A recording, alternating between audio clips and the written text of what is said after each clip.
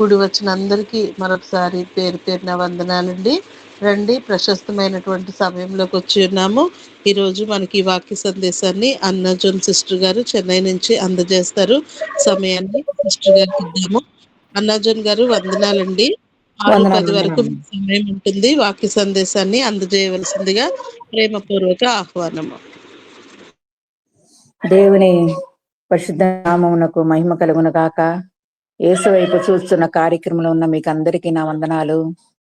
దేవాతి దేవుడు మరి ఇంకొక దినాన్ని మన జీవితంలో మనం పొడిగించి ఆరోగ్యం, ఆయుష్కాలంలో శాంతి సమాధానం దయచేసి మరి ఇంతవరకు మనల్ని అందరినీ కాచి కాపాడుతున్న విధానాన్ని బట్టి దేవాది దేవునికి వందనాలు చెల్లించుకుంటున్నాను.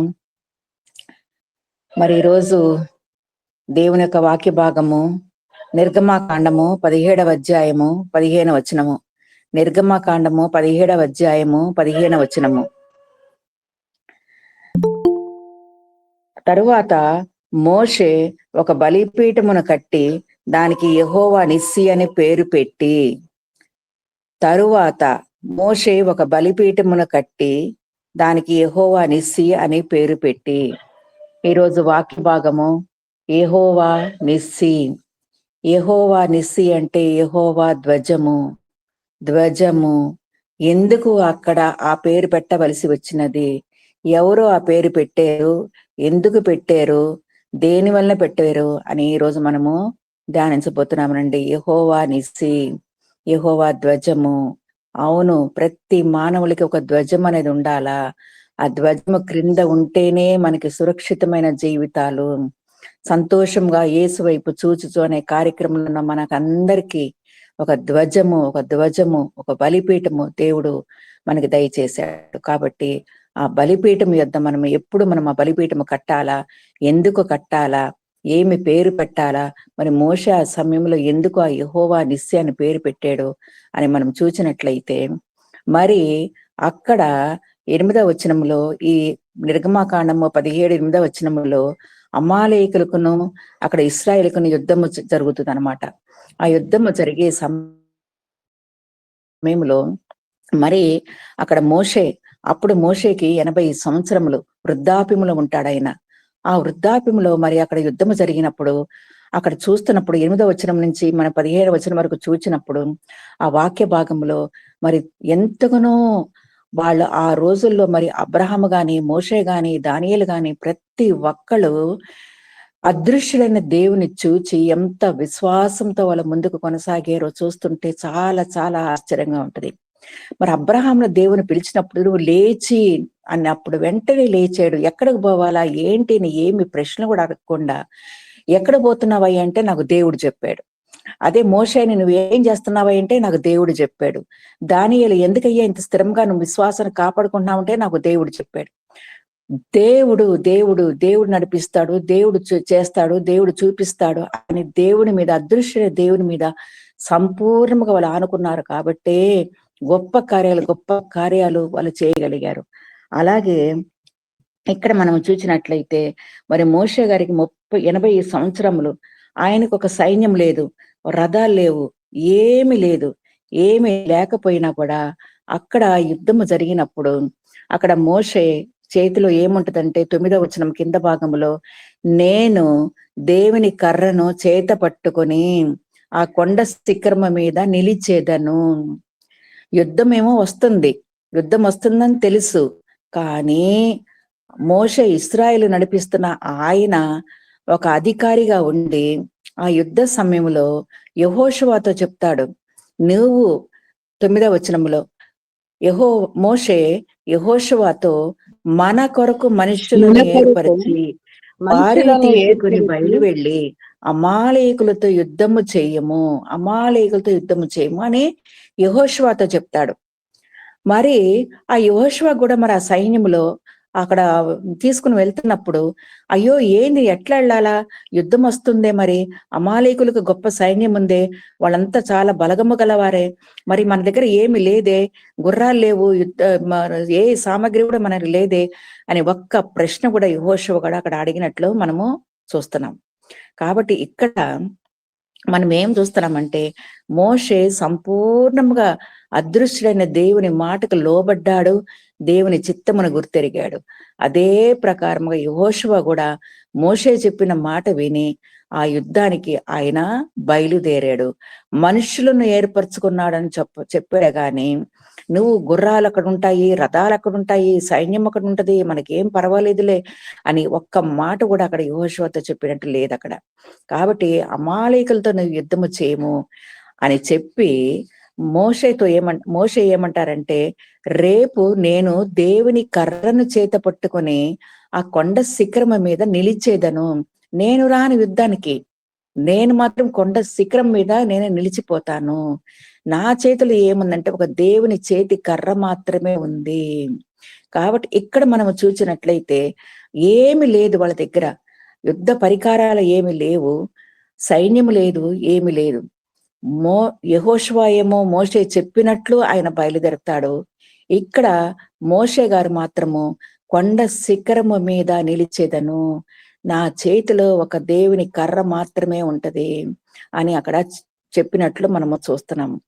మరి ఆయన ఆ కొండ శిఖరము మీద కూర్చుని ఎంతగానో దేవుని వైపు ఆయన చూస్తున్నట్లు, దేవుని మీద సంపూర్ణంగా ఆయన ఆధారపడినట్లు, మరి దేవుని చిత్తము గుర్తెరిగినట్లు, దేవునికి లోబడినట్లు మనం అక్కడ చూడగలము. ఎందుకంటే యుద్ధము జరుగుతుంది, యెహోషువ వెళ్ళాడు మరి మనుషుల్ని తీసుకుని, ఏ బలము కూడా అక్కడ లేదు, కాల్బలము కానీ ఏమి కూడా లేదు, యుద్ధ పరికరాలు కూడా అక్కడ లేవు. కానీ అక్కడ మోషే కొండ శిఖరముల మీద దేవుని చేతి కర్ర, నేను దేవుని చేతి కర్రను చేత పట్టుకొని కొండ శిఖరము మీద నేను నిలబడతానే కానీ నేను రాను, మీరు మాత్రమే వెళ్ళండి అని ఎంత దృఢమైన విశ్వాసంతో దేవుని మీద ఆధారపడి, దేవుని మాటకు లోబడి, దేవుని చిత్తమును గుర్తిరిగి ఆయన యెహోషువ ముందుకు కొనసాగినట్లు మనం అక్కడ చూస్తున్నాము. అందుకే కీర్తన గ్రంథంలో 20 అధ్యాయంలో మనకు అందరికీ తెలుసు, కొందరు రథములను బట్టి, కొందరు గుర్రములను బట్టి అతిశయపడదురు, మనమైతే మన దేవుడైన యెహోవా నామమును బట్టి అతిశయపడదము. వారు కృంగి నేలపడి ఉన్నారు, మనము లేచి చక్కగా నిలుచున్నాము. ఏ భయము లేదు, వస్తున్నారు శత్రువులు వస్తున్నారు, ఆయన కూడా ఏ భయము లేకుండా మనం చక్కగా నిలబడుతున్నామంటే కేవలము సంపూర్ణమైన విశ్వాసంతో ఆయన వైపు చూచినప్పుడే, నిబ్బరమైనతో ఆయన మీద ఆధారపడినప్పుడే మనము గొప్ప కార్యాలు దేవుని దగ్గర నుంచి మనము చూడగలము. కాబట్టి ఇక్కడ కూడా మోషే గారికి ఎంత విశ్వాసం అంటే, ఆయన మోషే మరి చేతులు పైకెత్తినప్పుడు అక్కడ మరి ఏ సైన్యం కూడా లేనప్పుడు అదృశ్యమైన దేవుని శక్తిని ఆయన చూడగలిగాడు. కాబట్టి ఎందుకంటే దేవుడు చెప్పాడు, అన్ని విషయములు నేను మీద ఆధారపడుతున్నాను కాబట్టి ఆయనను నడిపిస్తాడు, ఆయన తన చిత్తాన్ని నా ఎడల జరిగిస్తాడు అనుకుని ముందుకు ఆయన మరి యెహోషువతో చెప్పినప్పుడు యెహోషువ ముందుకు కొనసాగినట్లు మనం చూస్తున్నాము. ఎందుకంటే మన జీవితంలో కూడా మనకు అందరికి ఒక ధ్వజము అవసరము. ఆ ధ్వజము ఎప్పుడు వస్తుందంటే ఇక్కడ 15వ వచనంలో మనం చూసినట్లయితే, తరువాత మోషే ఒక బలిపీఠమును కట్టి యుద్ధమునకు పోయిందేమో యెహోషువ, కానీ జయము కలిగింది. అక్కడ జయము కలిగినప్పుడు అక్కడ తరువాత మోషే, తరువాత అంటే యుద్ధము జరిగిన తర్వాత, యుద్ధములో గెలుపు వచ్చిన తర్వాత మోషే ఒక బలిపీఠమును కట్టి, అవును, బలిపీఠం మనం ఎప్పుడు కడతామంటే దేవుని దగ్గర నుంచి ఆశీర్వాదాలు పొందుకున్న తర్వాత, దేవుడు మన జీవితంలో జయ జీవితం ఇచ్చిన తర్వాత అప్పుడే మనం చేతులెత్తి దేవుని కృతజ్ఞాస్తుతులు మనం చెల్లించగలము. కాబట్టి ప్రతి విషయంలో మరి ఇక్కడ మోషే కొండ శిఖరమున నిలిచి చేతులు మాత్రము దేవుని చేతి కర్ర మాత్రమే ఉంది. ఈ కర్రతో ఏమి సాధించగలవు, ఏమి చెయ్యగలవు, నీ దగ్గర ఏమి లేదే అని ఎవరు కూడా అక్కడ ప్రశ్నించలేదు. కానీ మోషే మాత్రము విశ్వాసంతో దేవుని దగ్గర ఆయన నిలబడుకుని ఆయన హృదయంలో ఆయన మొరపెట్టుకున్నప్పుడే గొప్ప జయ జీవితాన్ని అతడు చూశాడు. అక్కడ గొప్ప జయాన్ని అతడు చూసిన తర్వాతనే ఆ యుద్ధములో గెలిచిన తర్వాతనే మరి మోషే ఒక బలిపీఠమును కట్టి దానికి యెహోవా నిస్సి అని పేరు పెట్టి, కాబట్టి మన జీవితంలో కూడా జయ జీవితాల్ని మనం అనుభవించిన తర్వాత, అందుకే దావీదు మహారాజు కూడా మరి ఎంతగానో ఆయన సింహాసనం మీద ఉన్నా కూడా, ఎంతో గుర్రాలు రథాలు ఎంతో సైన్యము కాల్బలం ఉన్నా కూడా, శత్రువులను ఎదుర్కొన్నప్పుడు, ఎన్నో పరిస్థితులను దాటి వచ్చినప్పుడు దేవుని స్తుతించలేకుండా ఆయన ఉండలేకపోయాడు. అందుకే కీర్తన గ్రంథము 28వ అధ్యాయంలో మనం చూస్తున్నాము, యెహోవా నా విజ్ఞాపన దాన్ని ఆలకించి ఉన్నాడు, ఆయనకు స్తోత్రము కలుగును గాక. యెహోవా నా ఆశ్రయము, నా కేడము, నా హృదయము ఆయన యందు నమ్మిక ఉంచెను గనుక నాకు సహాయము కలిగెను. కావున నా హృదయము హర్షించుచున్నది, నా హృదయము హర్షించుచున్నదని కీర్తనలో 28:6-8 వరకు మనం చూస్తున్నాము.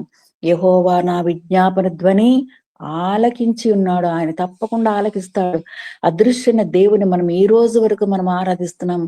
ఎంత విశ్వాసంతో ఏ పరిస్థితి అయినా కూడా ఆయన దగ్గరికే మనం వెళ్ళగలుగుతున్నాము, ఆయనకే మనం మొరపెట్టుకోగలుగుతున్నాము. ప్రతి సమయంలో ఆయన తగిన సమయంలో మన ఆర్తధ్వని, మన విజ్ఞాపన ధ్వని ఆయన ఆలకిస్తున్నాడు.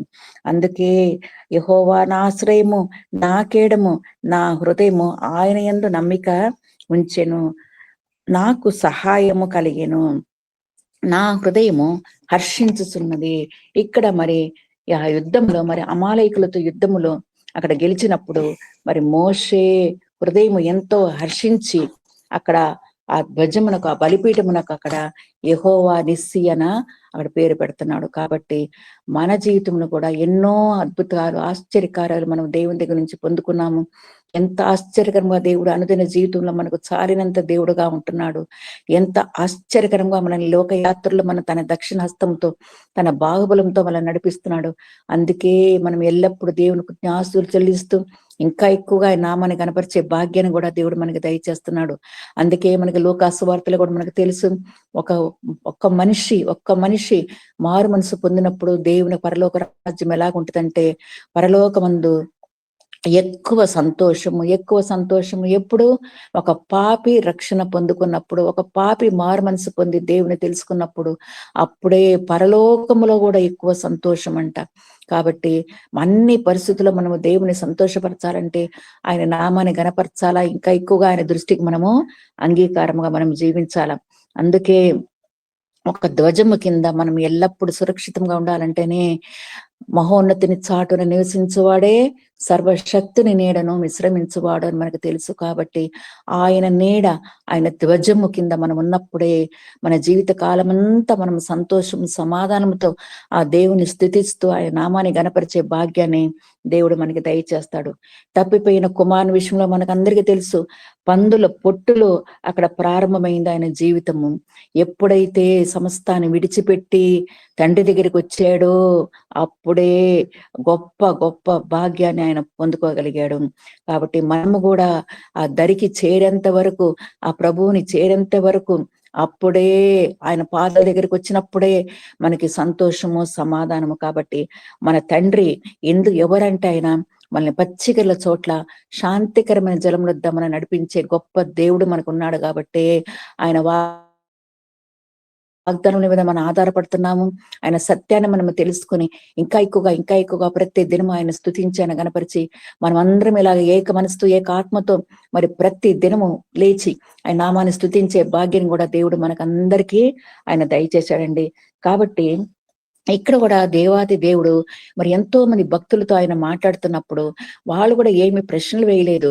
ఎక్కడికి వెళ్ళాలా, ఏ దేశానికి వెళ్ళాలా, ఎప్పుడు వెళ్ళాలా, అక్కడ ఏముంటదని ఒక్క ప్రశ్న కూడా వాళ్ళు వేయకుండా విశ్వాసంతో వాళ్ళు ముందుకు కొనసాగారు. కాబట్టే దేవుని వైపు వాళ్ళు చూచి ఆయన చిత్తమును వాళ్ళు గుర్తెరిగినారు. కాబట్టి అంత గొప్ప కార్యాలు వాళ్ళు చేయగలిగారు.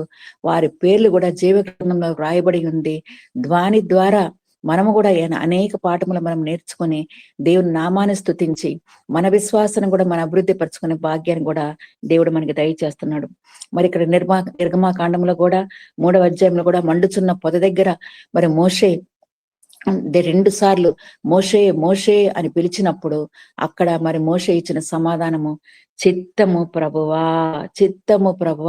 ఎక్కడి నుంచి వస్తుంది ఈ స్వరము, నువ్వు ఎవరు, ఎందుకు పిలుస్తున్నావు నన్ను అని ఒక బదులు కూడా చెప్పకుండా అక్కడ చిత్తము ప్రభువా అంతే.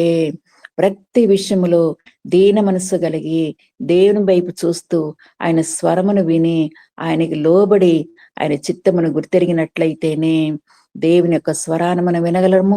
మంచి సాధనములుగా మనం ఆయన కొరకు ఈ లోకములో మనం జీవించి ఆయనను సంతోషపరిచి ఆయన కార్యాలు మనం చేయగలము.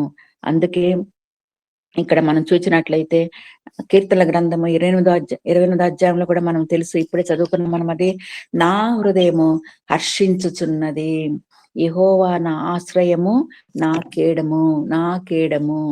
కాబట్టి ఆయన మీద, ఆయనే నాకు ఆధారము, ఆ ప్రభువే నాకు రక్షకుడు, ఆయన నమ్ముకుంటే చాలు. ఎన్ని ఉన్నా కూడా, ఎంత శక్తి ఎంత బలమున్నా కూడా ఏమీ పర్వాలేదు.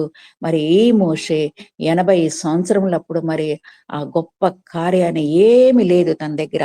తన చేతిలో ఒక దేవుని చేతి కర్ర, ఆ కర్ర కూడా దేవుని చేతి కర్ర అంటారు.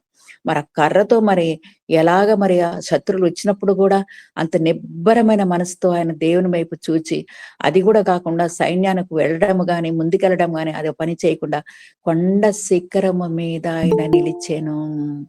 కొండ శిఖరము మీద ఏమి మాట్లాడలేదు, ఏమి చెయ్యలేదు, దేని గురించి ఆయన విచారపడకుండా దేవుని వైపే చూచాడు. చూచి అక్కడ ఆయన చేసిన కార్యం ఏంటంటే, అందుకే ఇక్కడ మనకందరికీ తెలుసు, మోషే యెహోషువతో మన కొరకు మనుషులను నువ్వు ఏర్పరిచి 9వ వచనంలో వారిని తీసుకుని వెళ్ళి అని అక్కడ చెప్తారనమాట. ఇదే మనము ఈ 17వ అధ్యాయము 11వ వచనంలో మనం చూసినట్లయితే 11వ వచనంలో మోషే తన చెయ్యి పైకెత్తినప్పుడు ఇశ్రాయేలీలు గెలిచిరి. చెయ్యి పైకెత్తాడు అంతే, ఏమి మాట్లాడలేదు, ఏమి చెప్పలేదు, ఏమి సలహాలు కూడా ఇవ్వలేదు. తన చెయ్యి పైకెత్తినప్పుడు ఇశ్రాయేలీలు గెలిచిరి. కాబట్టి దేవుని యొక్క కార్యాలు ఎంత ఆశ్చర్యకరంగా ఉంటాయంటే, ఒక మానవుని జీవితంలో ఆయన ఏమైనా చేయగలడు. గొప్ప ఉద్దేశాలు, గొప్ప ప్రణాళికలు ఆయన కలిగి ఉన్నాడు. ఒక్క మానవుని జీవితంలో మాత్రమే కాదు, తన రూపంలో తన పోలికలో చేసిన ప్రతి ఒక్కరిని ఆయన ఎంతగానో ఆశీర్వదించి ఆయన ఈ రోజు వరకు ఆయన నడిపిస్తున్నాడంటే, ఇశ్రాయేలు ప్రజలకు మాత్రమే కాదు, ప్రతి ఒక్కళ్ళని ఆయన ఆదుకొని ఆదరించి తన కృపాక్షేమములు తన బాహుబలముతో ఆయన ఈ రోజు వరకు ఆయన ప్రతి బిడ్డ విషయంలో ఆయన ఎంతో ధ్యాస కలిగి ఉన్నాడు. అందుకే ద్వితీయోపదేశ కాండము 32వ అధ్యాయము 10-12, ద్వితీయోపదేశ కాండము 32వ అధ్యాయము 10వ వచనం నుంచి 12వ వచనము మనము చూసినట్లయితే, అరణ్య ప్రదేశములోను భీకర ధ్వని గల పాడైన ఎడారిలోను వాని కనుగొని ఎక్కడ కనుగొన్నాడంటే ఆయన తన ప్రజల్ని అరణ్య ప్రదేశములోను భీకర ధ్వని గల పాడైన ఎడారిలోను వాని కనుగొని ఆయన చేసిన కార్యాలు చూడండి ఒక్కొక్కటి. ఆవరించి పరామర్శించి కనుపాపవలే వాని కాపాడెను. కనుపాపవలే పక్షిరాజు గూడు రేపి తన పిల్లలపైని అల్లాడుచు రెక్కలు చాపుగా వానిని పట్టుకొని తన రెక్కల మీద వాటిని మోయినట్లు యెహోవా వానిని నడిపించెను. ఎంత ఆశ్చర్యకరమండి! ఎక్కడ ఆయన కనుగొంటున్నాడండి? అరణ్య ప్రదేశంలో భీకర ధ్వని గల పాడైన ఎడారిలో కనుగొనడమే మాత్రమే కాకుండా ఆవరించి పరామర్శించి కనుపాపవలే కాపాడెను. కనుపాపవలే, కంటి పాపవలే ఈ రోజు వరకు తన నమ్ముకున్న బిడ్డల విషయంలో ఆయన చేసే గొప్ప కార్యాలు ఎంత ఆశ్చర్యకరంగా ఉంటాయంటే, తన పిల్లలపైన అల్లాడుచు రెక్కలు చాపుచు వాటిని పట్టుకొని వాటిని మోయినట్లు ఆయన మనల్ని నడిపిస్తాడండి. కాబట్టి అంత గొప్ప దేవాది దేవుని మనము కలిగి ఉన్నాము. కాబట్టి మన చేతిలో ఒక చిన్న ఆయుధం ఉన్నా కూడా పర్వాలేదు, మన ముందు ఎంత గొప్ప బలమున్నా కూడా పర్వాలేదు, కాల్బలం ఉన్నా కూడా పర్వాలేదు, ఆయన ఒక చేతి కర్రతో మాత్రమే తన శక్తిని ఆయన చూపించి తన బిడ్డలడేలా గొప్ప కార్యాలు చేయాలని ఆయన ఆశపడుతున్నాడు. కాబట్టి ఇక్కడ మనం చూసినట్లయితే మనకందరికీ తెలుసు మనం ఎంత విశ్వాసం మనం కాపాడుకోవాలా, ఎలాగ ప్రార్థన చేయాలా అని దేవుడు కూడా మనకి బయలుపరిచాడు.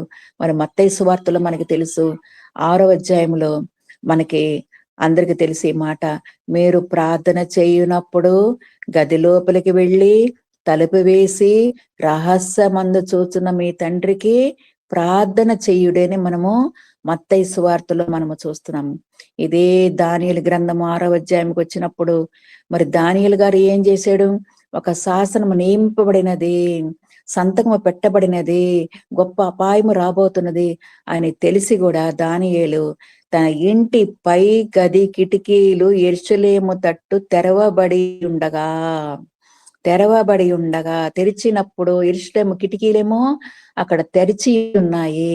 అందరూ చూడాలా, అందరూ చూచి నేను ఏమి చేస్తున్నాను, ఏ దేవునికి నేను ప్రార్థన చేస్తున్నాను, ఏ దేవునికి నేను మొరపెడుతున్నాను, ఏ భయం కూడా లేకుండా శాసనము సంతకము చేయబడని తెలిసింది కూడా ఆయన దేనికి భయపడకుండా యెరూషలేము వైపు కిటికీలు తెరిచి ఉండుట, ప్రార్థన చేయడము, దేవుని స్తుతించడము మనం అక్కడ చూస్తున్నాము. కాబట్టి ఆయన బిడ్డలు ఏమైనా పర్వాలేదు, నిబ్బరమైన మనసుతో ధైర్యముతో మనము అంత గొప్ప దేవుని మనము కలిగి ఉన్నాము కాబట్టి అన్ని పరిస్థితులు దాటి రావడానికి ఆయన తన శక్తిని మనకి దయచేస్తాడు. అక్కడేమో మీరు ప్రార్థన చేయనప్పుడు గది లోపలికి వెళ్ళి తలుపు వేసుకుని అన్నాడు. మరి ఇక్కడ దానియేలు చేసిన ప్రార్థన కిటికీలు తెరిచి యెరూషలేము వైపు, ఆయన కిటికీలు తెరిచి యెరూషలేము వైపు తన అక్కడ ఉండి ప్రార్థన చేస్తున్నట్టు మనం అక్కడ చూస్తున్నాము. కాబట్టి అన్ని పరిస్థితుల్లో మనకి చాలిన దేవుడు, నమ్మదగిన దేవుడు మనకు ఉన్నాడు. కాబట్టి ఏ పరిస్థితుల్లో కూడా మనం భయపడకుండా ఆయన వైపు నిబ్బరమైన మనసుతో మనం స్థిరమైన పునాది వేసుకొని మనం నిలిచినట్లయితే దేవుడు తప్పకుండా మన ఆర్తధ్వని వింటాడండి. కాబట్టి దేవుడు మన ఏ స్థలంలో పెట్టినా కూడా అక్కడ ఆఫీసర్లు కానీ, హాస్పిటల్ కానీ, డాక్టర్లు కానీ, ఇంజనీర్లు కానీ, ఏ పరిస్థితుల్లో కూడా మనం దేవుడు మన స్థలాన్ని పెట్టినా కూడా అయ్యో నేను ఒక్కనే క్రైస్తవునే, నా పరిస్థితి ఎలాగుంటుందో, ఎవరేం నన్ను మీద వస్తారో, నేను ఎట్లా ఇక్కడ పనిచేయాలో అని మనం భయపడి తప్పునప్పుడు దేవుడు మన పక్షంగా ఉంటాడు. తప్పకుండా ఆయన మనల్ని సురక్షితమైన స్థలాన్ని మనం ఉంచి అక్కడ తన కాపుదల, తన భద్రతను కూడా ఆయన మనకి దయచేస్తాడండి. కాబట్టి ఇక్కడ కూడా ఆయన ఇశ్రాయేలు ప్రజల ఎంత ఎంత శ్రద్ధ కలిగి ఉన్నాడో, అది యుద్ధమైనా సరే, ఏ పోరాటమైనా సరే, తన ప్రజల విషయంలో ప్రతిదినము ఆయన గొప్ప ప్రణాళికలు కలిగి ఉన్నాడు. కాబట్టి ఆయన అంత ప్రజలు కూడా అంత ధైర్యంగా వాళ్ళు ముందుకు కొనసాగలిగారండి.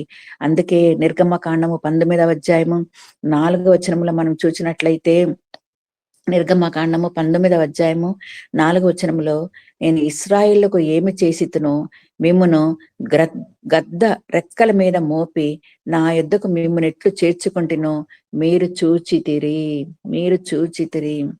ఇశ్రాయేలుకు నేను ఏమి చేశాను, గద్ద రెక్కల మీద మోసి నా యొద్దకు నేను ఎట్లా మిమ్మల్ని తీసుకొచ్చాను మీరు చూచారు. కాబట్టి ఆయనను ఆశ్రయించిన వారికి, ఆయన మీద ఆధారపడిన వారికి, ఆయన చేత ఎన్నుకొనబడే వారికి ఏ పరిస్థితులు కూడా ఆయన సమీపముగా ఉంటాడు.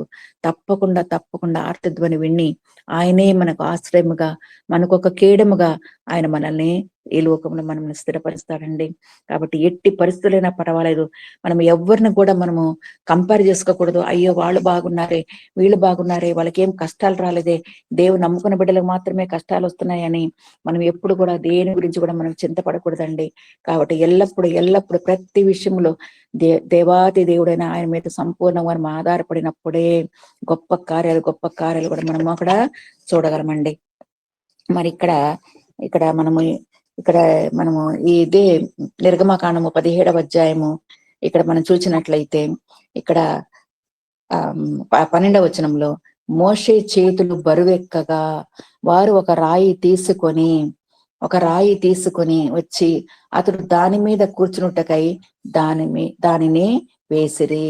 దాని మీద కూర్చున్నటకై మరి అక్కడ దేవుని చేతికర్ర మాత్రమే పెట్టుకొని కొండ శిఖరము మీద ఆయనకు నిలబడుతున్నట్లు మనము చూస్తున్నాము. కానీ ఇక్కడ 12వ వచనం రాగానే అక్కడ చేతులు బరువెక్కగా అంటే చేతులు పైకెత్తి తన చేతి కర్రతును చేతిలో పెట్టుకుని పైకెత్తి మరి దేవునికి మొరపెట్టినట్లు మనం అక్కడ చూస్తున్నాము. మరి చేతులు బరువెక్కగా వారు ఒక రాయి తీసుకుని వచ్చి దాని మీద కూర్చున్నటకై దాన్ని వేసిరి. అహరోను హూరులు ఒకడు ఈ ప్రక్కను ఒకడు ఆ ప్రక్కను అతని చేతులు ఆదుకొనగా అతని చేతులు సూర్యుడు అస్తమించు వరకు నిలకడగా ఉండెను. సూర్యుడు అస్తమించు వరకు మరి ఇద్దరు, ఒకవైపు ఈ పక్కేమో అహరోను, ఇంకొక పక్కేమో హూరు, ఇద్దరు అతని పట్టుకుని చేతులు ఆదుకొనగా సహాయము తప్పకుండా అటువంటి పరిస్థితులు కూడా, అటువంటి కష్ట పరిస్థితులు కూడా దేవుడు ఎవరో కొన్ని ద్వారా మనకి సహాయం చేయాలని ఆశపడుతున్నాడు. ఇక్కడ కూడా మరి మోషే చేతులు బరువెక్కగా అహరోను హూరులను ఒకరు ఈ పక్కను ఒకరు ఆ పక్కను అతని చేతులను ఆదుకొనగా అవునండి, మన దేవుడు మనల్ని ఆదరించే దేవుడు, ఆదుకునే దేవుడు, కష్ట పరిస్థితుల్లో మన పక్షముగా ఉండే దేవుడు, మనల్ని నడిపించే దేవుడు ఆయన. కాబట్టి ఇక్కడ అతని చేతులు ఆదుకొనగా అతని చేతులు సూర్యుడు అస్తమించు వరకు నిలకడగా ఉండెను. అస్తమించు వరకు మరి పొద్దు నుంచి రాత్రి వరకు అస్తమించు వరకు నిలకడగా ఉండెను. కాబట్టి ఏ పరిస్థితులు కూడా ఆయన తొందరపాటు లేకుండా, అక్కడేమో యుద్ధము జరుగుతా ఉంది, మరి యెహోషువ వెళ్ళాడు మరి మనుషుల్ని తీసుకుని, యుద్ధము జరుగుతుంది, దాని గురించి కూడా ఆయన ఏ విధముగా ఆయన తొందరపాటు పడకుండా నిబ్బరమైన మనసుతో దేవుని మీద ఆధారపడి మరి దేవుని హృదయంలో దేవునికి దగ్గర మొరపెట్టుకున్నట్లు మనం అక్కడ చూస్తున్నాము. కాబట్టి మన జీవితం కూడా మనం నేర్చుకోవాల్సింది దేవునికి చిత్తమును గుర్తెరగాల, దేవునికి లోబడి జీవించాలా, ఆయన ఆజ్ఞలు కట్టడం మనం కైకున్నప్పుడే ఈ లోకంలో మన సురక్షితమైన జీవితం మనం జీవించగలమండి. మనము భయంకరమైన దినాలు మనం ఎదుర్కొంటున్నాము. ఎన్నో పరిస్థితులు మనం దాటి రావడానికి దేవుడు తన కాపుదల తన కృపను మనకు దయచేస్తున్నాడు. అన్ని పరిస్థితులు ఆయన మనల్ని ఆదుకుంటున్నాడు. కాబట్టి ఇటువంటి లోకంలో మనం జీవిస్తున్నప్పుడు కూడా దేవుడు తప్పకుండా మోషేకి ఎలాగైతే అహరోను హూరులకు సహాయం అతని ద్వారా అతడు పొందుకున్నాడో, అలాగే మన జీవితంలో కూడా మనకు మనుషుల సహాయం లేకపోయినా కూడా దేవాతి దేవుడు ఈ రోజు వరకు తన కాపుదల తన భద్రతను మనకు దయచేసి సురక్షితంగా మనం నడిపిస్తున్నానంటే ఆయన ఎంత నమ్మదగిన దేవుడు అని మనకు తెలుసండి. కాబట్టి సూర్యుడు అస్తమించు వరకు నిలకడగా ఉండెను. నిలకడైన జీవితాలు మనకు కూడా దేవుడు తప్పకుండా దయచేస్తాడు. దేని గురించి కూడా మనం తొట్టిల్లిపోకుండా, దేని గురించి కూడా మనం దిగజారిపోకుండా అన్ని పరిస్థితుల్లో ఆయన మనల్ని సురక్షితంగా నడిపించి సరైన సమయంలో ఆయన సమయంలో గొప్ప కార్యాలు మన జీవితంలో చేయాలని ఆయన ఆశపడుతున్నాడండి. కాబట్టి ఇక్కడ దావీదు మహారాజు కూడా మనకు తెలుసు, ఆయన సింహాసనం మీద ఉన్న ఆయన గొప్ప రాజు. ఆయన ఇదే మొదటి దిన వృత్తాంతముల గ్రంథము 29వ అధ్యాయము 10-11 వచనము. మొదటి దిన వృత్తాంతముల గ్రంథము 29వ అధ్యాయము 10-11 వచనంలో ఇక్కడ మనం చూసినట్లయితే దావీదు మహారాజు ఏమంటున్నాడంటే, రాజైన దావీదు బహుగా సంతోషపడి సమాజము పూర్ణముగా ఉండగా యెహోవాకు స్తోత్రము చెల్లించెను. అందరి ఎదుట గొప్ప రాజు, సింహాసనం మీద కూర్చున్న రాజు, సమాజము పూర్ణముగా ఉండగా యెహోవాకు స్తోత్రము చెల్లించెను. మాకు తండ్రిగానున్న ఇశ్రాయేలు దేవా, యెహోవా నిరంతరము నీవు స్తోత్రార్హుడవు. యెహోవా భూమి ఆకాశముల యందు సమస్తమును నీ వశము, మహాత్యమును పరాక్రమమును ప్రభావమును తేజస్సును ఘనతయు నీకే చెందుచున్నవి. యెహోవా రాజ్యము నీది, నీవు అందరి మీదను నిన్ను అధిపతిగా హెచ్చించుకొని ఉన్నావు. అసలే ఆయన సింహాసనం మీద కూర్చున్నాడు, ఎంతో సైన్యం ఉంది, ఎంతో సమస్తమును ఆయన పొందుకున్నాడు దేవుని దగ్గర నుంచి. ఆ సమాజము పూర్ణముగా ఉండగా అందరి ఎదుట దేవుని ఎలాగ ఆయన స్తుతించాడంటే, ఇశ్రాయేల్లో దేవా నిరంతరం ఈ రోజు మాత్రమే కాదు ప్రభా, నేను సింహాసనంలో ఉన్నంత వరకు, నీవు నాకు ఆ పదవి ఇచ్చినంత వరకు కాదు ప్రభా, నిరంతరము నీవు స్తోత్రార్హుడవు. భూమి ఆకాశముల యందు నీవు సమస్తము నీ వశము, మహాత్యము ప్రభావము పరాక్రమము తేజస్సు ఘనత అన్ని ప్రభువా నైనా నీకే చెందుతున్నవి ప్రభువా నైనా అని ఎంతగానో దేవుని స్తుతించినట్లు అక్కడ మనం చూస్తున్నాము.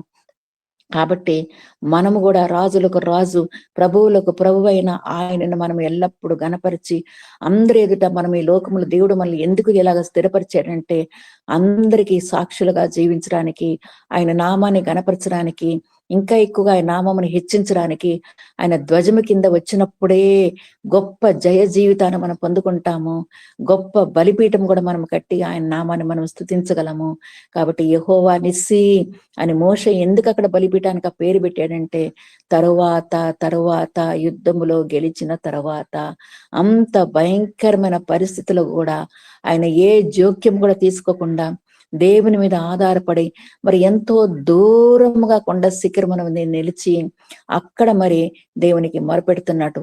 కాబట్టే యెహోషువ ముందుకెళ్ళి మనుషులను ఏర్పరచుకునే యుద్ధంలోకి పోయినప్పుడు కూడా అక్కడ గొప్ప జయము వాళ్ళు చూచినట్లు మనం అక్కడ చూస్తున్నాము. ఇదే నిర్గమకాండము 17వ అధ్యాయము 11వ వచనములో మోషే తన చెయ్యి దింపినప్పుడు అమాలేకులు గెలిచిరి. చెయ్యి పైకెత్తినప్పుడేమో ఇశ్రాయేలు గెలిచారు. మోషే తన చెయ్యి దింపినప్పుడు అమాలేకులు గెలిచిరి. కాబట్టి మోషే పైకెత్తినప్పుడే జయ జీవితము. ఆయన మన ప్రభువు తన 2 చేతులతో మనల్ని ఆదుకున్నప్పుడే, తన 2 చేతులతో మనల్ని నడిపించినప్పుడే, తన 2 చేతులతో మనల్ని ఆశ్రయముగా దుర్గముగా మనకున్నప్పుడే గొప్ప నెమ్మది, గొప్ప సంతోషము, సమాధానము, జయ జీవితాన్ని కూడా మనము పొందుకోగలమండి ఈ లోకములో. అందుకే ఆ ప్రభు కూడా చెప్తున్నాడు, దేని గురించి మీరు బాధపడబాకండమ్మా, సమస్త భారం మోసుకుని పోజన్లారా నా యొద్దకు రండి అంటున్నాడు. పొండి అనలేదు, రండి అంటున్నాడు. కాబట్టి మనకు కావలసిన విశ్రాంతి, మనకు సమాధానము, మనకు శాంతి కావాలంటే ఆయన దగ్గర మాత్రమే ఉంది, ఆయన దగ్గర మాత్రమే. కాబట్టి మనము ఎల్లప్పుడూ ఆయనను ఆశ్రయిస్తూ ఆయన చిత్తమును గుర్తెరిగి ఆయనకు లోబడినట్లయితేనే మన జీవితంలో కూడా జయ జీవితాన్ని మనము చూడగలము. అందుకే గలతీయులకు రాసిన పత్రిక 6వ అధ్యాయము 14వ వచనం కూడా మనకు అందరికీ తెలుసు. అక్కడ పౌలు గారు అంటాడు, మన ప్రభువైన యేసుక్రీస్తు సిలువయందు తప్ప మరి దేని యందును అతిశయించుట నాకు దూరం అవును గాక. మన అతిశయ కారణం కూడా ఆయనే.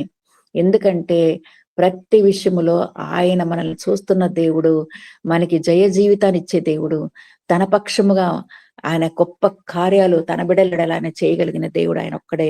కాబట్టి ఇక్కడ పౌలు గారు అంటున్నాడు, మన ప్రభు అయిన యేసుక్రీస్తు ఆయన సిలువ ద్వారానే, ఆయన సిలువ ఎత్తనే మరి దేని యందు కూడా నాకు అతిశయము లేదు. ఈ రోజు దేవుడు మనకి ఎన్నో ఆశీర్వాదాలు, ఎన్నో జయ జీవితాలు దేవుడు మనకి దయచేసిన కూడా అన్ని సమస్తాన్ని మనం ఆయన దగ్గర నుంచి మనం పొందుకుంటున్నాము. కాబట్టి మన అతిశయ కారణం కూడా ఆయనే. ఈ లోకములో కొందరు గుర్రములను బట్టి, రథములను బట్టి అతిశయపడుదురు. నేనైతే నా దేవుడైన యెహోవాను బట్టి ఎల్లప్పుడూ అతిశయపడుదును. నా అతిశయము నీవేనయ్యా, నా ఔన్నత్యం నీవేనయ్యా, నా ఆనందము, నా ఆధారము నీవేనయ్యా, నా ఆనందము, నా ఆధారము నీవేనయ్యా. కాబట్టి మన అతిశయము, పౌలు గారు చెప్పినట్టు మన అతిశయము ఆయనే. ఈ లోకములో కొందరు గుర్రములను బట్టి, రథములను బట్టి అతిశయిస్తారు. మనమైతే మన దేవుడైన యెహోవా నామమును బట్టి మనం అతిశయిస్తున్నాము. పౌలు గారు అదే అంటున్నాడు, యేసుక్రీస్తు సిలువయందు తప్ప మరి దేని యందును అతిశయించుట నాకు దూరమవును గాక. కాబట్టి మనం ఎల్లప్పుడూ ఆయన వాక్యాన్ని ధ్యానిస్తూ దేవుని మీద సంపూర్ణంగా మనం ఆదుకున్నట్లయితేనే దేవుడు గొప్ప జయ జీవితాన్ని తన బిడ్డలకి దయచేస్తాడు. కానీ ఎట్టి పరిస్థితులు కూడా మరి ఇక్కడ ఇదే నిర్గమకాండము 17వ అధ్యాయము ఆఖరి వచనంలో మనం చూసినట్లే 15వ వచనం మనం చూసినట్లయితే ఇక్కడ 16వ వచనంలో అమాలేకులు తమ చేతిని యెహోవా సింహాసనమునకు విరోధముగా ఎత్తిరి గనుక యెహోవాకు అమాలేకులతో తరతరముల వరకు యుద్ధం నేను, తరతరముల వరకు. ఎందుకంటే వాళ్ళు యెహోవా సింహాసనముకు విరోధముగా ఎత్తిరి గనుక యెహోవాకును అమాలేకులతో తరతరముల వరకు యుద్ధము. ఆ దేవుని తెలుసుకోకుండా, గొప్ప దేవుని వాళ్ళు రుచి చూచి తెలుసుకోకుండా, దేవునికి వ్యతిరేకముగా విరోధముగా వాళ్ళు తిరుగుబాటు చేశారు కాబట్టి అక్కడ తరతరముల వరకు యుద్ధము, తరతరముల వరకు యెహోవాకును అమాలేకులకి అక్కడ యుద్ధము. కాబట్టి ఎట్టి పరిస్థితులు కూడా మనము వ్యతిరేకించకుండా ఆ ధ్వజము కింద మనము వచ్చి ఎట్టి పరిస్థితులు కూడా మనం ఆయనకి విరోధముగా ఉండకుండా ఆయన నామాన్ని గణపరిచినట్లయితే మనము జయము మనం చూడగలమండి. మనకి వ్యతిరేకంగా మనం పోయినట్లయితే ఇశ్రాయేల్ ప్రజలు కూడా ఎన్నో చూశారు, వాళ్ళు ఎన్నో లాభాలు పొందుకున్నారు, మరి ఎన్నో ఆశీర్వాదాలు దేవుని దగ్గర నుంచి వాళ్ళు పొందుకున్నారు. దేవుడే చెప్తున్నాడు, జనులలో నాకు స్వకీయ సాంపద్యం అంటున్నాడు. మరి దేవుడు ఐగుప్తులు రప్పించిన దేవుడు, ఆయన చేసిన ఆశ్చర్యకారాలు చూశారు.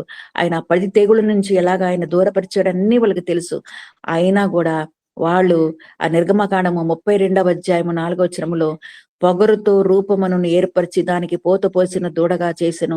అప్పుడు వారు, ఓ ఇశ్రాయేలు, ఐగుప్తులో నుండి నిన్ను రప్పించిన నీ దేవుడు ఇదే అని రే. ఎంత భయంకరమండి. ఒక విగ్రహాన్ని వాళ్ళు చూచి ఇదే దేవుడని వాళ్ళు చెప్తారండి. ఎన్నో అద్భుత కార్యాలు, ఎన్నో మహత్కార్యాలు చూసిన తర్వాత కూడా వాళ్ళు దేవునికి విరోధంగా పోయినప్పుడే తరతరముల వరకు యుద్ధం, అక్కడ తరతరముల వరకు. కాబట్టి పరిస్థితులు కూడా దేవుని మనం వ్యతిరేకించకుండా, విరోధముగా పోకుండా ఆ గొప్ప దేవుని ఆశ్రయించినట్లయితేనే గొప్ప ఆశ్చర్యకార్యాలు మనం పొందుకోగలమండి. అందుకే కీర్తనకారుడు కూడా అంటాడు, ఆయన చేసిన ఉపకారములలో దేనిని మరొకము. కాబట్టి మనము ఏ పరిస్థితి కూడా ఆయన విరోధముగా ఉండకుండా, హెబ్రీలకు రాసిన పత్రిక 6వ అధ్యాయము 4 నుంచి 6వ వచనం మనం చూసినట్లయితే, ఒక్కసారి వెలిగింపబడి పరలోక సంబంధమైన వరమును రుచి చూచి పరిశుద్ధాత్మల పాలివారై దేవుని దివ్య వాక్యమును రాబో యుగ సంబంధమైన శక్తుల ప్రభావం అనుభవించిన తర్వాత తప్పిపోయిన వారు తమ విషయములో దేవుని కుమారుని మరలా సిలువ వేయచు బహాటముగా ఆయనను అవమానపరుచుతున్నారు. అట్టి వారిని మరలా నూతన పరచుట అసాధ్యము. ఎన్నో రుచి చూచి తెలుసుకున్నారు, దేవుని దగ్గర నుంచి ఎన్నో ఆశీర్వాదాలు పొందుకున్నారు ఇశ్రాయేలు ప్రజలు. కానీ ఇక్కడ హెబ్రీలకు రాసిన పత్రిక 6వ అధ్యాయం 4 నుంచి 6లో ఒక్కసారి వెలిగింపబడి పరలోక సంబంధమైన వరమును రుచి చూచి తెలుసుకున్నారు, పరిశుద్ధాత్మలో పాలు పొందుకున్నారు, వాక్యంను రాబో సంబంధమైన శక్తుల ప్రభావం అనుభవించిన తర్వాత తప్పిపోయిన వారు. కాబట్టి తప్పిపోతేనే ఆ కుమారుని మరలా బహాటముగా మనము సిలువేస్తున్నాము. అట్టి వారిని నూతన పరచుట అసాధ్యము. కాబట్టి దేవునికి విరోధముగా కార్యాలు చేస్తే దేవుడు తప్పకుండా తన యొక్క తరతరముల వరకు అక్కడ యుద్ధం అని మనం చూస్తున్నాము. కాబట్టి ఎట్టి పరిస్థితులు కూడా ఆ పరిశుద్ధాత్మని మనము దుఃఖపరచకుండా ఆయన వైపు చూచినట్లయితేనే ఇక్కడ మరి మోషే గారు చెయ్యి పైకెత్తినప్పుడు ఇశ్రాయేలీయులు గెలిచిరి అని 11వ వచనం మనం చూస్తున్నాము. చెయ్యి దించినప్పుడు అమాలేకులు గెలిచిరని అక్కడ చూస్తున్నాము.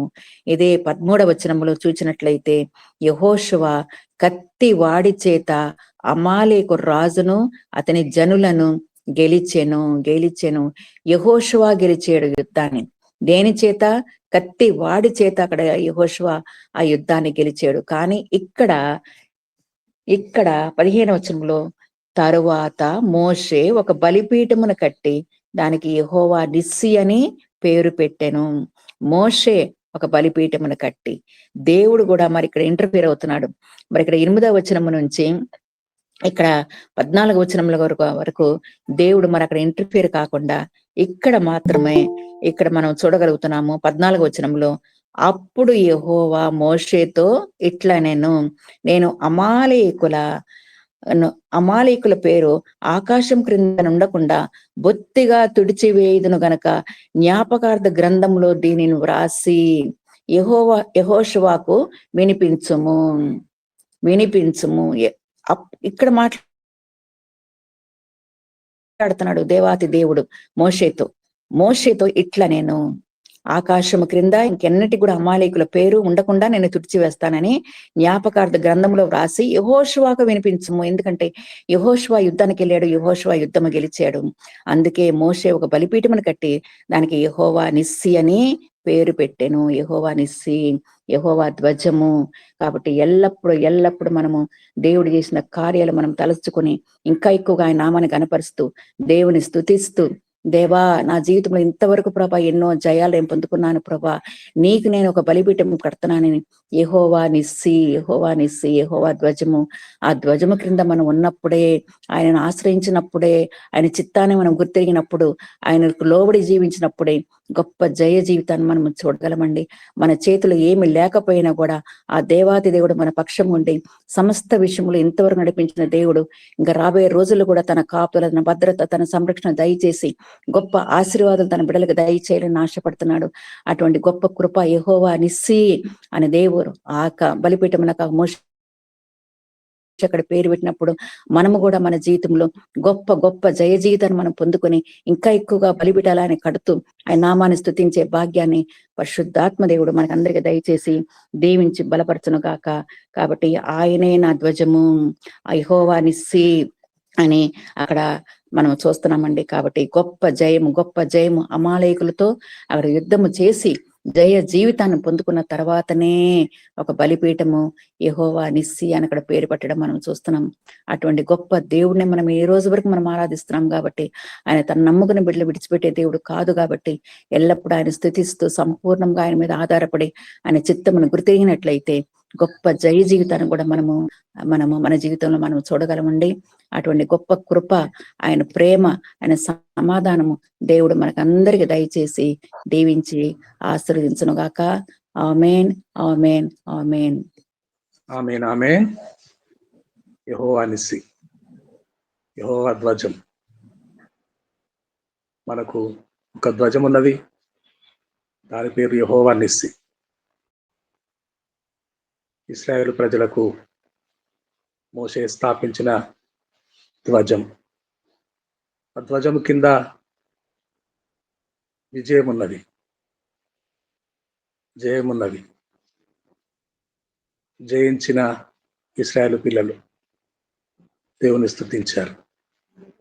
చాలా అద్భుతమైన వర్తమానము మన మధ్యలో పంచిన అన్నాజనమ్మ గారికి హృదయపూర్వకముగా, మనస్ఫూర్తిగా కృతజ్ఞతలు, వందనాలు తెలియజేస్తున్నాము. వందనాలు పాస్టర్ గారు. వందనాలమ్మా. నాగలింగేష్ గారు, పాస్టర్ నాగలింగేష్ గారు ఉన్నారా మీరు?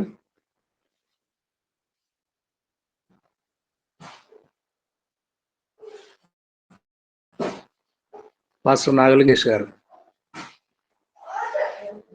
పరిశుద్ధుడా, ప్రేమమైన దయగల తండ్రి, నాయన నామకు వందనాలు చెల్లిస్తున్నాను. ఇదిగో నా నాయన, మరి ఈ దినం నందు మీరు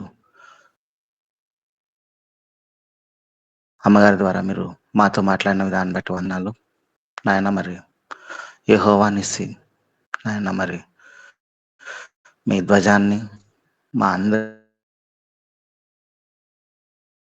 ఎడల నాయన విధమును బట్టి వందనాలు చెల్లిస్తున్నాను. దయగల దేవా, మరి జరగనైనటువంటి రెండవ ఆరాధన కొడుకుని కూడా ఘనంగా జరిపి ఆనందింపచేయండి. మహిమ మీరు పొందుకోనండి. అవసరతలు ఏవైతే ఉన్నాయో, అనారోగ్యములు ఏవైతే ఉన్నాయో అవన్నీ తీర్చబడుటకు నాయన మరి కూడి ఉన్న ప్రతి ఒక్కరిని జ్ఞాపకం చేసుకుని మహిమ మీరు పొందుకోనమని, ప్రతి విషయం నందును మీరు మహిమ పొందుకోనమని యేసు నామమున ప్రార్థిస్తున్నాం మా తండ్రి. ఆమేన్. ఆమేన్, ఆమేన్. శ్రీ గారికి కనులు పాపు తగ్గిపోను గాక. ఆమేన్, ఆమేన్. ప్రభు నేర్పిన ప్రార్థన చెప్పుకుందామండి. ప్రభు తండ్రి, నీ నామము పరిశుద్ధపరచబడును గాక. నీ రాజ్యము వచ్చును గాక. నీ చిత్తము పరలోకములో ఎలాగో అలాగే భూమి మీద నెరవేరును గాక. మాకు కావలసిన ఆహారమును మాకు దయచేయము.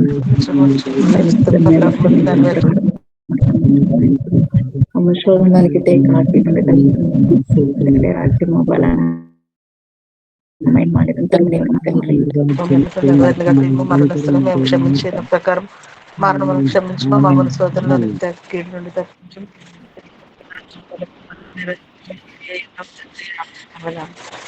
ఆమేన్. అన్నజన్ అమ్మగారు చక్కని వాక్యం అందించిన అమ్మగారు మన మధ్యలో ఉన్నారు. ఆశీర్వాదం విడుదల చేస్తారు. అన్నజన్ అమ్మగారు ఆశీర్వాదాలు చేయండి.